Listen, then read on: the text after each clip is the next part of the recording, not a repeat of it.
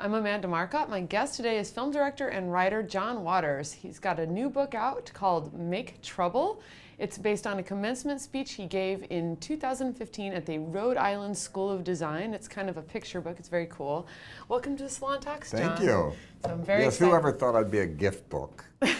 Well, I mean, I've received your books as gifts before. Well, good, so. good. But this is designed for the problem graduate. I should say right off that I am really qualified to be your commencement speaker.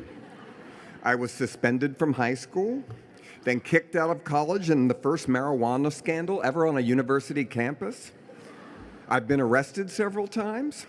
I've been known to dress in ludicrous fashions. I've also built a career out of negative reviews and have been called the Prince of Puke by the press. And most recently, a title I'm really proud of, the People's Pervert. You know, if you know anybody that's graduating from school and has had a hard time or took 8 years or you know, this is the perfect gift for them. Yeah, I really liked that you were there to talk to all the graduates, but you focused your speech, it seemed to me, on the people that I relate to. The people are like, now what do I do? Well, RISD is an art school, so basically they're all artists, so they probably all had that same question. What do I do now? I got this. And I think it's important. I think I gave real advice. I thought it was good advice, but it might not be quite so, I don't know, Hallmark greeting card kind of way that really means nothing and you can't take the advice and do anything with it. Yeah, so I think the kind of crux of your speech was when you said, go out into the world and fuck it up beautifully. Well, I mean, wreck things in a good way. That's youth responsibility. Every new movement comes from ending the movement that came before. So I say, don't try to get on your parents' nerves. Try to get on the coolest people 1 year ahead of you in school's nerves. They're the ones. Then you can change things, right? And not always be so happy that you're an outsider, because I would say today probably both Trump and Obama think they're outsiders, right? They do. Be an insider, get inside like Valerie Salon said, get a job, get in, and then fuck it up. Then go to the next place, fuck it up, unwork. Well, that was quite a feminist, radical thing she had. But I am a radical feminist too. Maybe not fuck it up quite the way she did. Yeah, no, well, no, like shoot people. But the idea of it was funny to me in a way, that what you have to do is go out and get in the inside and make it work, which is the only thing I ever did like that happened accidentally was Hairspray. It was the only devious thing I ever did. I made a film where two men sing a love song that's now done in every public school in America. So, but they didn't notice. So I snuck in like a Trojan horse and did my so-called damage and got out. And that's what college graduates should do. You're best known as a film director, but I've always thought of you as almost like a philosopher. Oh, well, thank you. No, it's true. You know, your kind of philosophy of trashiness. Well, I think the politics of all my movies are the same, which is mind your own business and don't judge other people. You don't know the whole story. Wait till you've heard the whole story, and then you can kind of figure where people are coming from. Something causes everything. So, and I'm most fascinated by subjects that I don't really understand, that there's no easy answer to, that I'll never understand. And I'm always drawn to subject matter like that, and I like to bring my audience along with me to be a little surprised by it and made nervous by it, and I never understand why people say, I like feel-good books. I already feel good. I don't need a book to make me feel good. I like to be troubled. I like to go in a world that troubles me and amazes me that I can't understand, and then after reading a book think maybe I understand it a little better. You know, I think that maybe the world is kind of coming around a little more to your point of view. One of the things I always liked in some of your older books was that you wrote a lot about your fascination with true crime. And like the Manson family. Yeah. And I feel the world is coming around a little. It's so much more popular than it used to be, true crime. Oh, I have to be careful when I talk about that, because I wrote in my book Role Models a very serious thing about my really belief that one of the Manson women that was one time, she was 17 years old when she met Manson, Leslie Van Houten, should be paroled. And she got a parole date this year for the very first time, and Governor Brown turned it down. But she's going to get another parole date, I hope, and I hope eventually he will let her out, because I do believe that she was 17 when she met a madman, and she's been in jail since 1969. She did a terrible thing, and she's, I think, paid a price, and all she can do is be a better person than she would have ever been if the crime didn't happen, and I believe she is. But I don't go to trials anymore because I get recognized. And when I used to go, I could voyeur it, I could see it, you know, and all my movies have trial scenes in them. It comes from that. And if I wasn't a filmmaker, I would be a lawyer. I'd be a good criminal lawyer. For the worst, the damned, the despised, and the depraved, as Jesse Jackson calls them. Somebody has to speak for those people, and I'm not saying those people shouldn't be in jail, but I am against capital punishment, even in the most severe, like this Dylan guy. Everybody wants, I don't blame the jury for giving him the death penalty.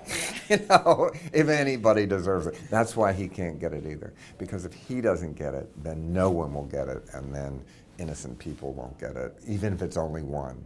Even if it's only one ever.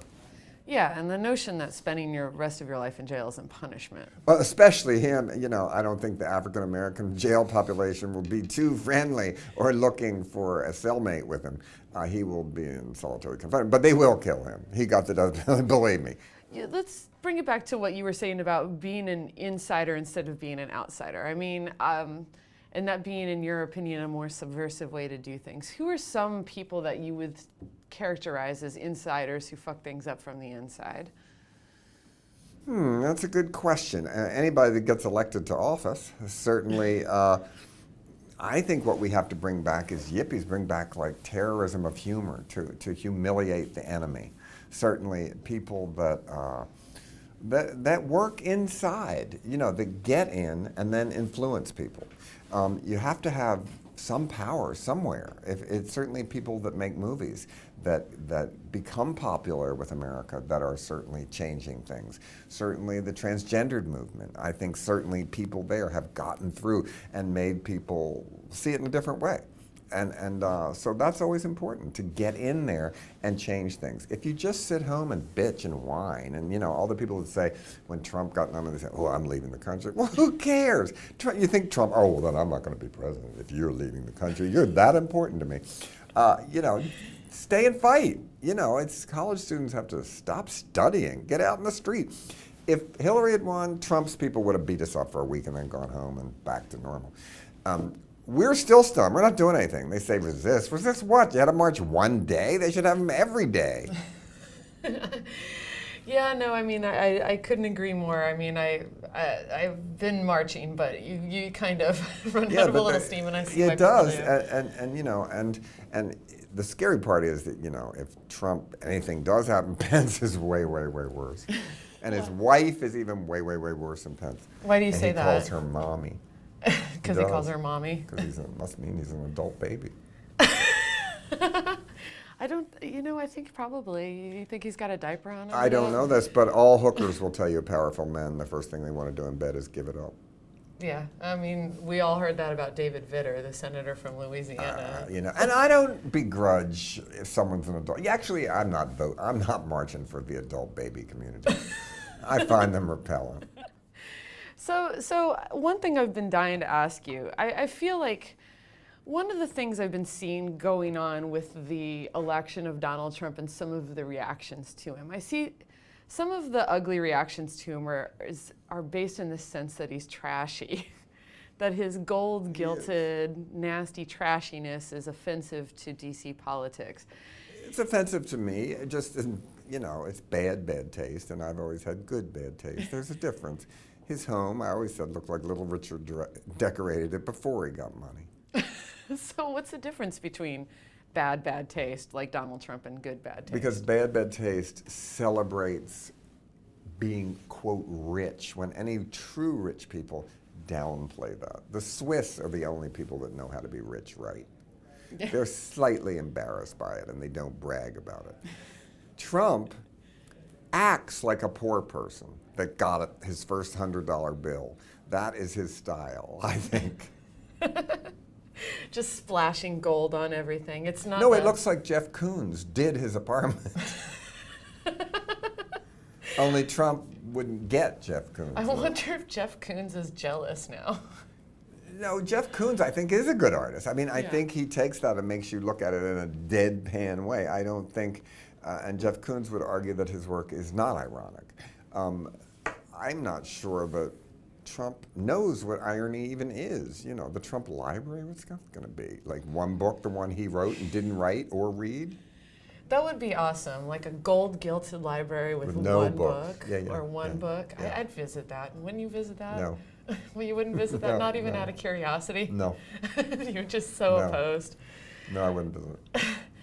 So one of the things I liked in this book is you are speaking out for the early riser community. Yeah, I get up early. The early bird gets the worm, my mother always told me. But however, it doesn't matter when you get up. It's just if you pick a time of the day where that's where you work every day and you keep to those hours, you can work. A lot of people right in the middle of the night. I just can't do it. I get dumber as the day goes along. I'm the smartest around 8 a.m. and the dumbest right before I go to sleep. So it just goes downhill. So I think as long as you can pick a time every day that you can be creative in, it doesn't matter when it is. For me, it's best early. The same way I like to travel early, I'm early for everything. You know, I have to check out the pilot's face to see if he's going to commit suicide. You know, you have to be there early to look around. It's interesting to me because it reminded me of advice I got once when I was just in high school, which is a journalist is not somebody who waits around for inspiration, they wait for assignments.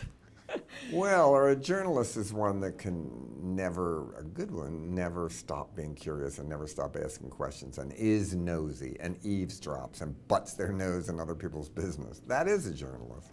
And that's what they should be doing. And I mean, you were also kind of suggesting that an artist should be somebody who at least self-assigns. Today I work, every day I work at the same time. You should work every day. You should participate in the world you're trying to get in. If you want to be an artist, go to every gallery. Figure which is the gallery that might show my work. If you're a writer, read all the books. Read, you know, Publishers Weekly. Read the journals. Read Variety, Hollywood Reporter. I mean, read all the trade journals about the business you're in, because so what if you have talent? I was saying here, talent's not enough. Sometimes it holds you back. Technique is failed style. So if you just eventually, you have to figure out, okay, I can do this, but then what? How am I going to get people to read the book? How am I going to get people to see the movie? And people say to me, oh, I don't care if anybody sees my movies. I thought, well, then you won't make them for long. Because somebody has to want to see them beside you and your mother. So before... And my mother didn't even want to see mine. Well... What parent would be glad their children made pink flamingos? No parent, even today. I mean, I'm sure that they were proud of you. They were, but they wished the product was different. They would have been much happier if I made romantic comedies. I can actually relate to that hard. My parents are conservative Republicans. They're very proud that I'm a liberal journalist. Yeah, that's fine. But they don't read it. You can't order up your parents. You can't order up your children, and that's what I say in this book. Yeah, no, it's an interesting thing. I really appreciated that you talked to the parents. Like, can you talk a little bit more about that? Like, how parents should relate to their crazy children? Well, you can't order them up, but at the same time, if you just got horn implants, give your mother a little time to get used to that. If you just switch sex, it might be harder for them to understand that. Give them a little time. Not like you have to accept this immediately. If you just came home and you had your whole face tattooed, they're going to be upset, you know. But at the same time, your mother says, okay, then you're going to open a tattoo parlor in Paris. You know, you try to be responsible. You work with what you got. You can't order each one of you up. And really, if there's real problems, you just have verbal abuse whistles that you pass out at holiday greetings where everybody gets one. If anybody says anything offensive, abuse, you just blow the whistle. And eventually, there'll be so much whistleblowing, everybody will laugh, and then they'll stop doing it. That's really good advice. I'm taking that advice. Yeah. I'm just going to sit at the family. Or the other one, I've said this in my Christmas show, but it's true. If you have a relatives or somebody that's abusive, when they leave the room, you quickly lick their chair. And when they come back in and sit down, something bad will happen to them later. It works. It's embarrassing if you get caught. Were you licking my chair? No, I was not. Why would you say that? No, I won't lie. I've stolen that advice from you before. Have you licked the chair and did it work? Yeah, I don't actually lick it myself, but when somebody offends me, I go, like on the subway. Yeah. Just rub it on there. But in the subway, you don't touch stuff. Well, yeah, I do. You should always get germs. That way you don't get sick. Like same way, and vaccination is a little bit of the disease. You need, if you're clean all the time, you're just an open jump, you're the perfect vessel for diseases. You have to be kind of dirty. I never understand why every man always washes their hands after they pee. In the New Jersey Turnpike, look, they just did open heart surgery this, but I didn't pee on myself. Why do you have to go to all that trouble? I love it. I love it. So before I let you go, one last question. How should young creatives find their voice? I mean, say I'm a big John Waters fan, which I am. Thank you. But I don't want to just slavishly imitate you, as Nobody tempting does. as that is. You have to develop your own thing. You have to develop your taste. You have to come up with something that can surprise your peers, but without trying too hard. If you try too hard, it never works. And today, Hollywood makes $100 million gross-out movies that aren't funny, which is the opposite of when I started making Pink Flamingos, where I tried to put a scene in it that pornography had just became legal. What can't you do yet? What is there no law against yet? Well, that's a good place to start. Or how could I get an NC-17 with no sex or no violence? What could I do that would trouble people that much? And that's the key. You have to, but you can't try hard. It will come to you naturally. And you don't have to shock people anymore. You can write a children's book and be great. Think of the next Harry Potter. I mean, basically, you just have to come up with something original, and you have to believe in it. And if you think, well, I can't think of that, well, then you're not going to be a writer. It's plain and simple. Yeah, go into banking. Well, it doesn't matter with being a banker if you like it. Yeah. Yeah. Well, thank you so much for joining me. Sure, This has thanks been for having me. absolutely delightful. Make trouble. My guest today is John Waters. The book is Make Trouble. It's a great graduation gift, or a gift kind of for anybody. If you get out of jail or yeah. off probation. Yeah, no, the day definitely. you get off probation, it's really a nice present. I imagine you're still trying to think about what you're doing with your life when you get out of jail. Well, it's hard because I know a lot of people who got out of jail, all they give you is a pair of underpants and $10. You know, how far are you going to go with that? And they drop you off at a bus stop where hookers are waiting to get your $10. That's the way it is in Baltimore. I imagine. Well, thank you again. I really appreciate it. Thank you.